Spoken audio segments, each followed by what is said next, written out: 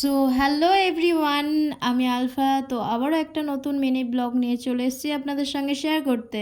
কাল আমি সকাল সকাল উঠে পড়িয়ে নিয়ে আমার বিছানাটা গুছিয়ে নিচ্ছিলাম। যেহেতু এক্সাম আর বেশি দিন বাকি নেই, তাই আমি বিছানাটা গুছিয়ে নিচ্ছিলাম। এবং কাল ছিল শনিবার, শনিবার আমার কলেজ যেতে হয় না, তো সোমবার থেকে হয়তো বা কলেজ যেতে হবে। তাই আমি বিছানাটা গুছিয়ে নিচ্ছিলাম। দেন বিছানা গুছিয়ে নেওয়ার পর আমি দেখছিলাম ক্যালেন্ডারে, তো কালকে ছিল 2 তারিখ আর আমার এক্সাম আছে 13 তারিখে, এবং 14 তারিখেও আমার একটা টিউটোরিয়াল এক্সাম আছে।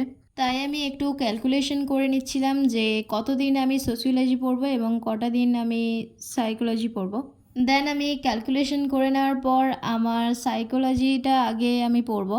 তো সেহেতু সাইকোলজির এসএসসি পেপারে যা যা সিলেবাস ছিল সেগুলোই আমি ফার্স্টে একটা খাতায় লিখে নিয়েছি। এবং আমাদের সাইকোলজির এসএসসি পেপারে টোটাল 3টে ইউনিট আছে, তো কোন দিন কোন ইউনিটগুলো পড়বো সেটাই আমি এখানে ঠিক করে নিচ্ছিলাম। ঠিক করে নেওয়ার পরে একটু পড়ি, দেন আমি রান্না করতে চলে যাই। রান্না করার পরে আমি স্নান করে খাওয়া দাওয়া করে নিই। দেন আমার পড়ানো ছিল, তো আমি পড়াতে চলে যাই।